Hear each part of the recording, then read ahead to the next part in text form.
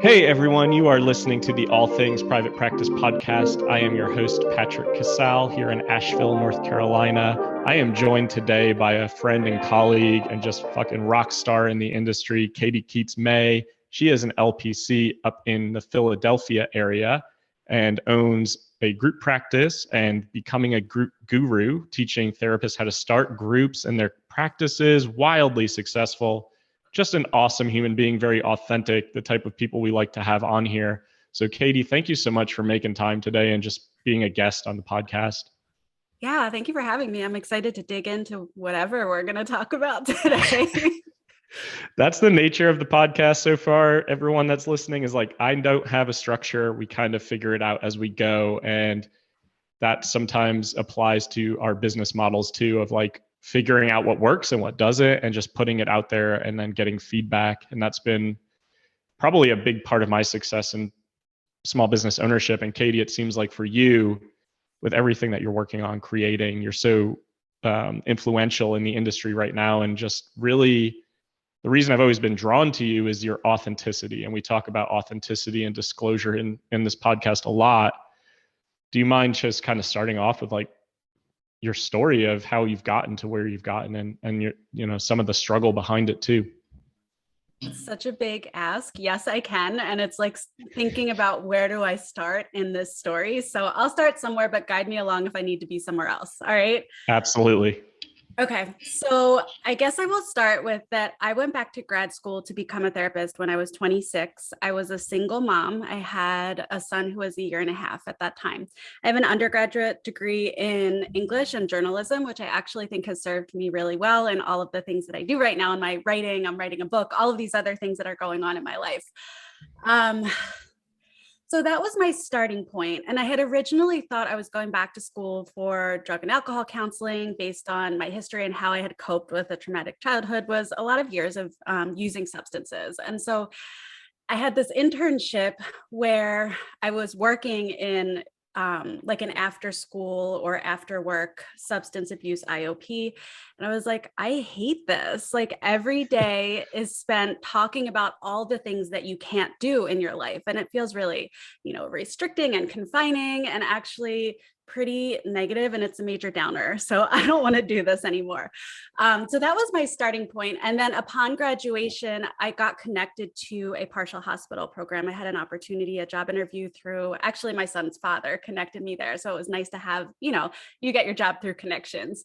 And it was working with kids and teens, which I never thought that I wanted to or could do because of my own history. Again, I describe my home growing up as like a war zone. Like it was rough. And so I thought, oh my God, I'm so highly sensitive and, my level of empathy, this is going to be so hard for me. But what I found was that actually my life experiences allowed me to connect with teenagers in particular in a way that was really authentic, that brought out in them what needed to come out in order for them to start the healing process. And so I knew going into that job that eventually I wanted to be in private practice. I consider myself unbossable. I don't do well with other people telling me what to do. And so 4 years in a partial hospital program, I recognized some gaps in the outpatient community services because part of my job as a social worker there was to refer to the community services once they were done in the program. And all of the teenagers would say, I wish there was a group like the groups that we have here out in the community so I could continue with these kinds of connections and learning alongside my peers. And so my entrepreneurial brain, I was like, okay, I'm going to be the one to do this. And so that was the starting point of growing my practice. Where do you want me to go in there in terms of there was a lot of struggle. It wasn't like that easy and linear, but tell me what you think feels important to move forward with. Yeah, I think that's really a great point and representation of you noticed you had this light bulb moment, your entrepreneurial brain went off like, oh, there's a need. I enjoy this and I can fill this need and I can create something to help this community of people that I really enjoy working with. And that's so important, right? Because relatability is important. With teenagers, rapport building is crucial. So I imagine being able to reflect your own difficult childhood, it was a lot easier to join these kiddos and have them trust you and know that you are a safe person for them. and really moving into saying like, this is my niche, right? Because that's what you specialize in. It sounds like your group practice specializes in teens through DBT work and really supporting the family system too. Yeah. So I would say that it is my niche, but also I feel like it's my calling. Like my heart feels drawn and connected to this work that I'm doing. So yeah, my group practice is 3 locations and I call us a teen support center. That's really what we do with DBT and some other like EXRP and trauma work as well. So yeah, and I think, I don't know, I'm just going to riff on this, but like thinking about my own history and what I do now. And I like to think about like, I'm practicing from, how do I say this? Like from a scar and not from a wound, right? Like I've gone through all of my own work and like a shit ton of therapists and like a lot of self-reflection. And I guess like when I got pregnant, I had just graduated with my bachelor's degree and I had like, you know, a part-time job, I think as a receptionist somewhere, and I got laid off. And because of that, it gave me the opportunity to really sit and reflect on like, what is it that I want in my life? And I think that was the first time I actually stopped to think about it. Because if like looking at my history, it was like home life. And then it was like young adult, which was all, like I said, substances, partying, like reckless.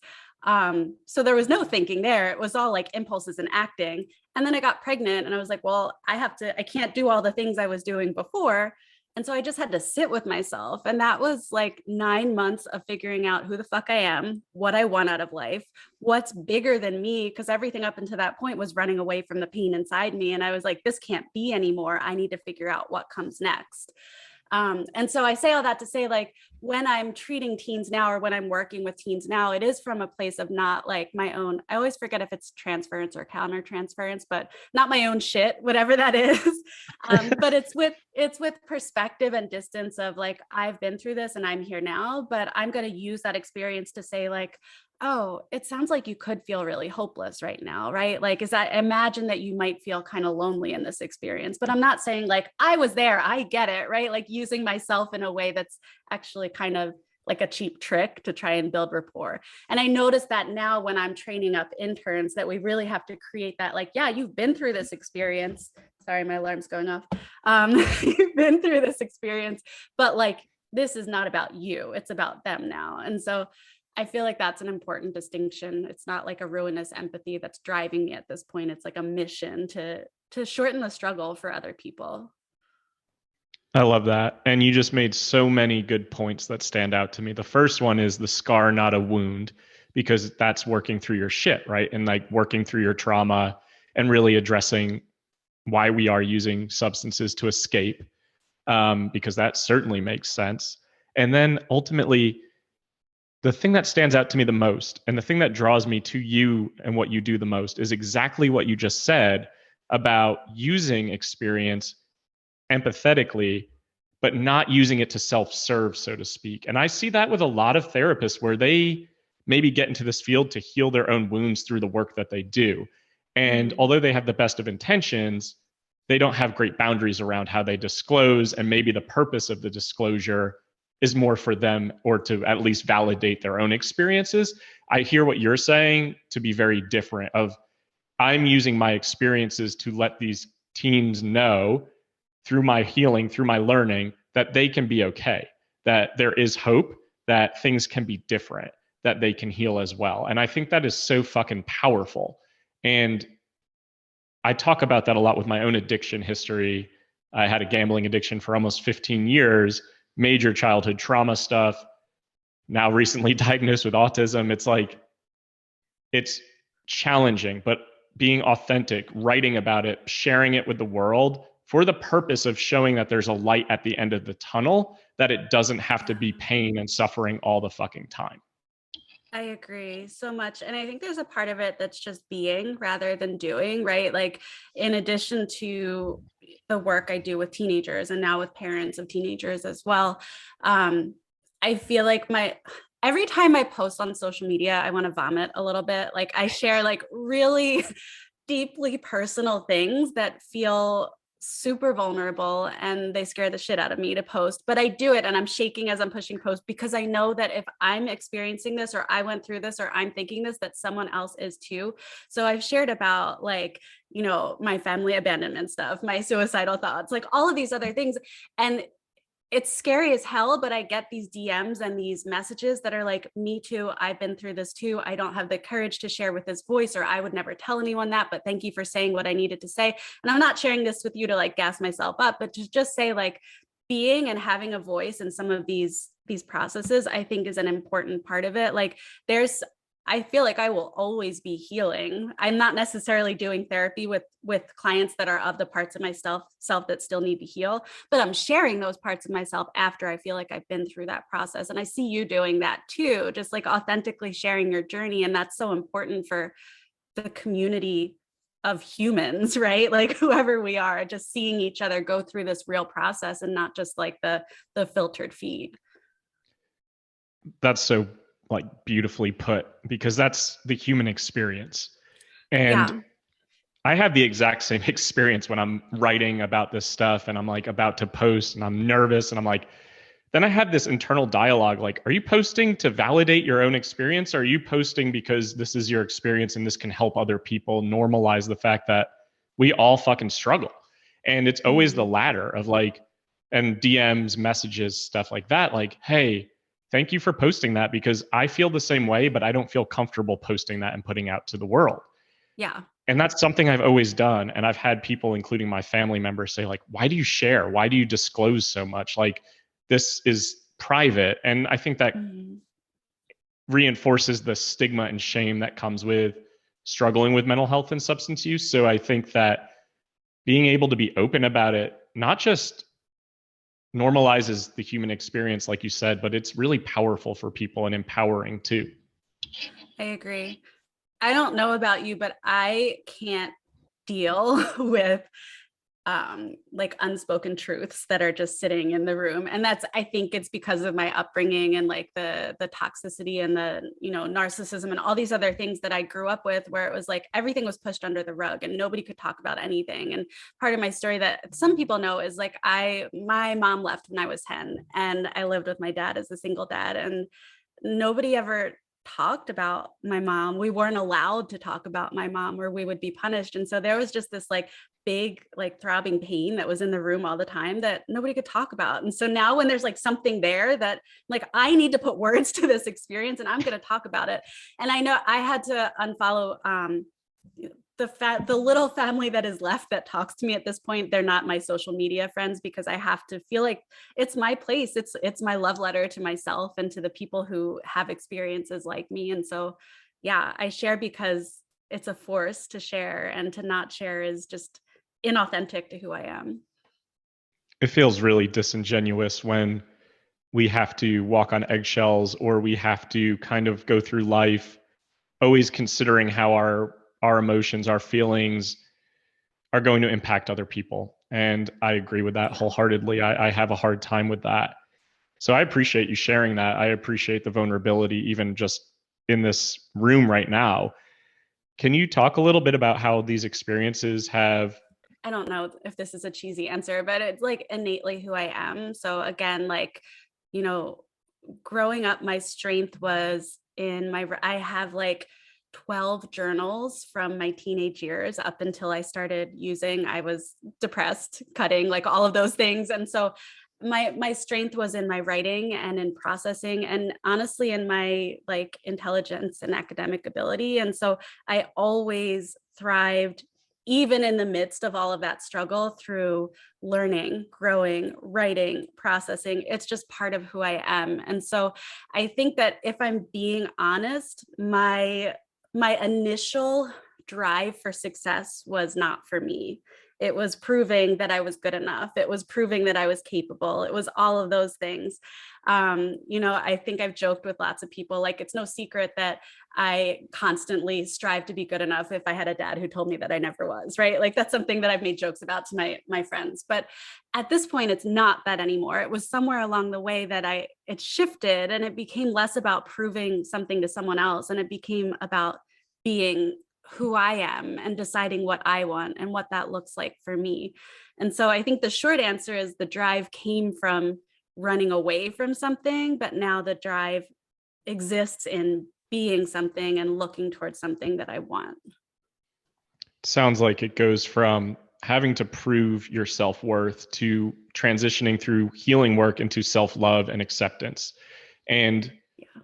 I think a lot of overachievers feel that way, right? Like that perfectionism, that drive of like, I'm going to prove myself. I'm going to prove to the people who didn't tell me I was good enough. And then ultimately through healing work, it's like, okay, I'm starting to believe that I am worthy and that I am good enough. And then it's a very different way of moving through life. And it sounds like that was a huge motivating force for you, though. And it's really incredible to see all of the things that you've created, like your group guru situation. Tell us about how that became a passion project for you to help other therapists start groups within their practices. Because I see a lot of people try those things Mhm. and fail pretty miserably, even though they have the best of intentions. Yeah. So I started Group Guru alongside my practice. So about 7 years ago, I started both of them. And the reason that I started it, well, it was two things. One is that my son started kindergarten, which was full day kindergarten. I was like, what the fuck am I going to do for 6 to 8 hours a day? Because now like there's only so many like workouts and friend lunches I can have before I'm like, I'm bored. I need to do something. And also I started thinking about that. And I'm like, well, what gifts do I have that I can share with other therapists? Where are my successes and where are the gaps in what they need? And so because I had built my practice on this premise of groups, right? Like from the partial hospital, I started my groups and then they just exploded. I had 7 groups at that time. So my thinking was I can teach other therapists how to market, fill, and run groups. And so that's what I did. And I just started talking about it again on social media. And that was, I just, I had a success in my practice. I shared it on social media. And I think that there are a couple of things that made me successful in terms of my ability to keep going. Number one is my low information and low input diet, which is like I don't really listen to a lot of other people. I have a hard time listening to podcasts. I'm not really interested in what other people are doing or saying most of the time because my own brain is thinking so many thoughts all the time that it's just I have no space for that. So if other people weren't liking, if other people were, giving, negative feedback, I wasn't really noticing it because I was already onto the next thing and doing and sharing. So I think that consistent action and consistent showing up and not being shaped out of wanting to share because other people weren't giving me enough reinforcement in the beginning was really what helped me to grow. And then I always just think about it as like, how am I adding value to the world? And so I wasn't getting caught up in like, I have it, I think my first course launch, I made $400. And I was like, yes, I made money for sharing something that I'm so excited to talk about. So that was the other side is like, I'm my own best cheerleader all the time. And so I don't need other people's reinforcement to keep going. And so I think those things are what led to me just, I continue to have successes in my practice. I continue to share. And that's still what I do now. Like it's just a natural extension of being excited about what worked and then wanting to give back and share it and give value to my community, which is the therapist community. Wow, that's pretty well said. And that sounds like good motivation and values around why you do what you do and what kind of feels exciting for you. And it's, the group guru thing has been wildly successful and it came all from an idea in a partial hospitalization program.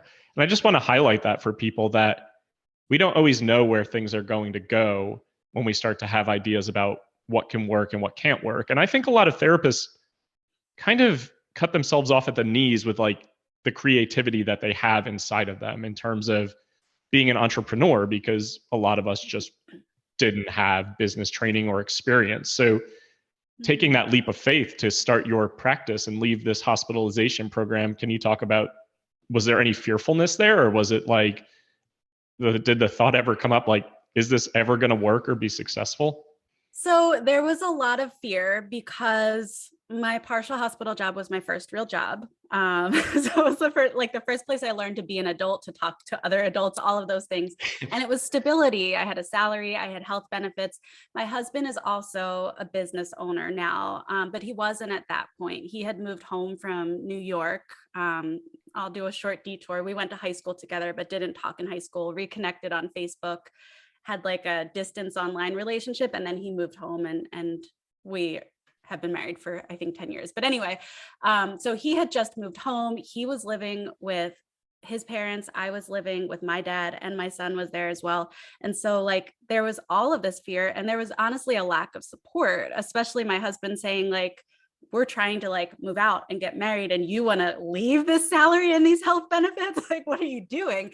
And, so it really took, actually, I'll shout out Tanya Ladipo. She's another therapist, and she had known my husband through a business course that they went through together. And he was like, why don't you talk to Tanya? Like, she has a group practice, she's doing it. And so I remember being in my very, in this back room and talking to Tanya on the phone and being like, can I do this? And she was like, yeah, you can do this. And that was it. Like, I just needed one person to tell me that I could do it. I was like, okay, I'm doing it. And so I left. But I worked 40 hours at the partial hospital. And then I built up my days in, outpatient. And I was working 2 full-time jobs by the time I really felt the comfort to leave. And even at that point, I had asked them if I could go part-time, and they were like, no, full-time or nothing. So eventually I just had to make a choice, and I made the right choice. I mean, I think we're here, right? But it was really scary, and there was a lack of support. And now, just to, circle back, anytime I have this big, scary decision, Adam, my husband, will be like, yeah, I trust you. Every time you make a decision, it turns out. So like that fear isn't there for either of us anymore. That's great. And it's funny how just one person saying like, yeah, you can be successful can kind of allow us to believe that. And it's funny that you asked to go part-time, even though you created like a full-time practice, because I think we do try to fall back on that security in case it doesn't work, with that self-doubt. And I think that fearfulness is really important, because I think that's there for a reason. We definitely want to question things. We want to examine things and not just dive head first, but following that fear, stepping into it, leads to growth, right? And that's what we teach our clients all the time. And we don't always practice what we preach. But so that's really amazing. And that's good for people to hear, right? Like, fearfulness is real. I want to normalize that on this podcast all the time. But also surrounding yourself with people who believe in you, who can tell you like, yes, you can do this. And it's okay to be scared.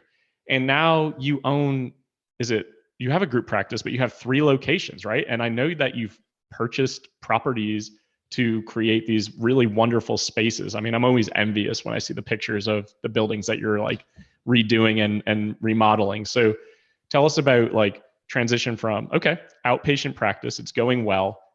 Now I want to expand into group practice. Yeah. So I was renting at like an office share community. And because of my specialty in working with high risk teens and my DBT training, and that was something I invested heavily in, I had way more referrals than I knew what to do with. But part of my like belief, and again, my heart was like, I don't want to send this teen to the general therapist down the street who's going to tell them they're attention seeking, who's going to do all the wrong things, in my opinion, my judgments, but like all the wrong things that will get them to this healing path. And so at that point, it was about impact for me. Like, how do I train more people up to do what I do so that we can make a greater impact on this teenage community? And so I took things one step at a time. Where I was this office share that was in like a condo association, and there was a sign at the front entrance that said office space available. So I was like, let me just call and see what's available. And they were like, actually, we have this 4-office suite. It would probably be good for you. And so I'm like, let me just go look at it and see if it's something that I want. And then I went to look at it, and I came home and I was like, Adam, I have a problem. I need to have that space. And that's just how I am. Like, once I visualize it, I need to have it. And so again, it was one of those moments of like, I trust you. We can make this work. It's really fucking scary, but like, what's the alternative? Staying where you are. And I need to keep growing and keep going is basically my MO. And so I did it, and I hired my first therapist was actually the person who took my job at the partial hospital program.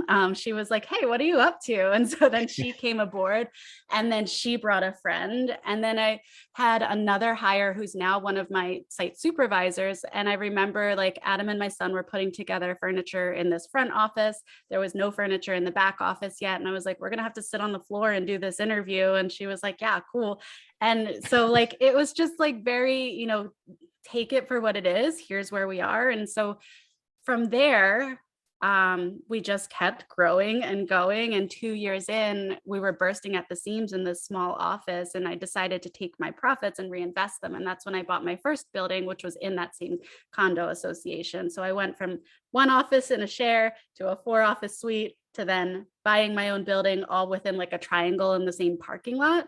And then a year later, I bought another building because, again, I just reinvested my profits. And I think that's a part of it, is like, intentionally growing and reinvesting. So now I own 2 of my buildings and I lease a third, but part of my 5-year plan is to own the third building as well. And I always wanted 3. And so that's the end journey of this part of my business. Wow. I just want people that are listening to hear that. 1 office to 4 offices to a group practice to owning 2 buildings, potentially owning the third in a couple of years. Just think about that journey when you're starting out and you don't even know how to start your own practice and you're questioning yourself and your abilities. Because if you have the drive, if you have the intentional vision, like Katie's saying, I think that everyone can start to make their own success in that way. That's impressive. How many therapists do you have right now with these 3 buildings? I have 17 right now. I had 18. We had a lot of turnover in the Great Resignation, or whatever you want to call it. But I feel like, honestly, it was weeding the garden so that we could grow and bloom. So the team that I have right now, it's all the right people in the right seats and everyone who's really committed to what we're doing, the mission, the vision. And so my intention is to hire 1 more to, again, get us back to 18 and fill all the office spaces that I have. But we're a great team. And I also want to highlight, like, I didn't know what I was doing either. I had no idea how to do any of these things. And so a really important part of all of this was all the therapist communities online, like all, the courses, the Facebook groups, what you're doing. That's a big part of what got me here, was asking for what I needed and learning and getting support. Yeah, I want to echo that. So everyone listening, ask for what you need, use the resources that you have available. And one thing that's impressive to me that I try to do as well is I know that you treat your staff very, very well. I've seen you talk about that. I've seen job postings. Like, you try to make sure that they're paid well for the work that they do, because it is important work and it's hard work. And I think that also allows for people to get behind the mission, be really good at their jobs, and also be more invested in the overarching goal too, and be probably more loyal in terms of how they show up to work, because you're treating them well and appreciating them. And I think we can all relate to bosses who did the opposite. So I think that shows a lot about character as well. Thank you. I agree. It was always important to me. You work in hospital settings or community mental health, and you feel like you're a number and you're easily replaceable. And so feeling like that, I wanted to make sure that I was never conveying that to anyone on my team. And so I really have a motto that we do what we love with people we love. We're highly compensated for our work and we have time for other passions. And so I think that that's really important to me, is that, I consider my team co-creating the future of creative healing with me. I have this vision and I share it and I'm clear on it and I'm clear on my expectations and my boundaries. But I want people to feel invested in our success because it's their success too. Yeah, absolutely. That's a great way to think about abundance mindset, when people are thinking about your success breeds my success. If I can build you up, you can build me up. And I think that leads to longevity in the career and also prevents burnout, so that people can pursue other passion projects. People can have time away from clinical work, because we can't be in it all the time. And it's just too hard of a job to be absorbing energy 40 hours a week. So I appreciate group owners like yourself and others out there that are doing things that way and have realistic expectations for their staff. So group practice ownership, writing a book, you have courses. What else is Katie doing these days? Like, what else are you working on creating? Because I know that you're similar to myself, where it's like, okay, I've created this, it's successful, now what? Okay, let me think about it for a second. So group practice, which actually I'm working on, I don't want to say stepping away from, but really fostering a self-managing company that doesn't need me in order to sustain and to thrive. So I would say, like, that's that's in the works there. My big project this year is writing my book. I'll be 40 in January. I'm writing a book. My dad always said there was no manual for parenting teens like me. And I was like, well, I'm fucking writing that manual then. And so it's a book that interweaves my personal story with how to parent teens with big emotions, which is, again, like personal, professional passion for me. I have my podcast, the Group Work Podcast. I have my course, the Fill Your Group Fast Workshop. I'm speaking in Nashville at Ernesto's conference. So I'll be working on that. And I do some coaching in like group practice leadership. And that's very choosy, I would say. It has to be like very specific to what lights me up. I get requests for certain things and I'm like if I don't feel it, then I'm not going to do it. But if it's, something that feels good and feels aligned in terms of helping practice owners who have hit the ceiling, who are like, this is a fucking mess. I grew so fast and I don't know what to do with this now. That's kind of what I went through. And so I like to help other people in that. But outside of that, this is the year of me. This is like, I have a home gym. I work out regularly with my husband. That's like our couple's time. My son is 13. And so I'm trying to get in some mom time before he hates me. I'm just kidding. He probably won't. And I'm pretty low key. Like I like to travel, but COVID's put a little bit of a damper on that. Other than that, I'm a homebody. I like my Netflix. I like to walk my dog. I'm writing all the time. I'm creating all the time. It's just a matter of what bucket that creating goes into, whether it's like personal, group guru, creative healing, or who knows what else will come from that. But right now, that's kind of the summary of what I'm up to. That is so impressive. I want everyone to hear that. I want to highlight that because I hope you feel really proud of yourself too, from your journey to where you are now, and can take it in, because that's just major resiliency in terms of working through a lot of hard things and painful experiences to helping the community at large, and not just the clients that you help, but the therapists that you help too. I think that is a really majorly impactful thing. So I think that's really impressive. Any advice for therapists who are starting out in terms of aligning with those values or pursuing these passions and these big ideas? Yeah, I would say have a bias for action and take it one step at a time. I think that we can get too bogged down in trying to perfect it in our minds before we take action on it. But think about, maybe I'll just call and see if that building's available. Maybe I'll just walk through and see what happens, and put one foot in front of the other without worrying about having all the ducks in a row, and just see where the path takes you and trust yourself in that process. That's great advice. And we talk about imperfect action on this podcast a lot, and not having to, and trying to break away from that perfectionism mindset of I have to have it all built before I can put it out to the world. And in reality, I think it's the opposite of like, I just need to have the idea and then put it out to the world. And then I will build around that as it comes and as we work through that fearfulness, because I think we can prevent ourselves from putting ideas out there or even pursuing them because we feel like we're not the expert, we haven't perfected it, we have major imposter syndrome, it's never going to be good enough, nobody's ever going to like it. And I think all of my success that I've experienced has come from feeling that fearfulness, working through that imposter syndrome and perfectionism, and then just putting it out there and then figuring it out. And it's not always successful. I mean, sometimes things crash and burn, and that's okay. And like learning from those experiences too, so that the next time goes a little bit smoother. Yeah. And I think what's important about what you said is like, it's not that there are some people that aren't afraid. It's just that people are afraid and they do it anyway. And so like, it's not easy. It's just doing it. It's not easy. It's just doing it. I like that. I have a lot of quotes from you today that are really, it highlights your creative writing ability. And I think that's really important because your content is great. And what I hope people are hearing too is authenticity sells. I mean, authenticity is relatable.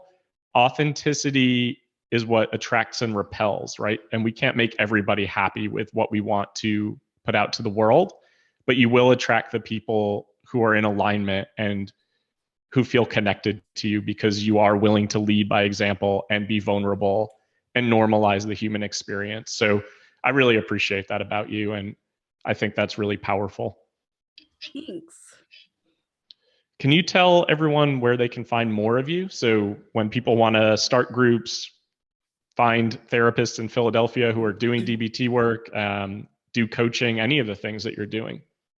Yeah, so if you are a therapist and you're looking for support in marketing, filling, running your groups, you can find me at becomeagroupguru.com, and you'll find links there to my course, my podcast, and my Facebook group, which is Happen, and you should be a part of it.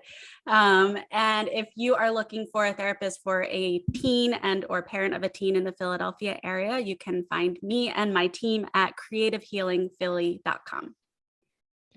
Fantastic. And we'll provide the links in the template for the podcast so people can share them, people can see, people can find more information about Katie and all the things that she's doing in the world that are helping the community and therapists at large. Katie, I really appreciate having you on today and talking about this. And I really appreciate your willingness to be vulnerable and just talk about some of your story too. Thank you. It was fun. Thank you. And for everyone listening, download, subscribe, share. Please check out Katie's information. If you want to find more of me, my coaching, my courses, my podcast, my retreats, allthingspractice.com and the All Things Private Practice Facebook group. Thanks for listening, and we will see you next Monday.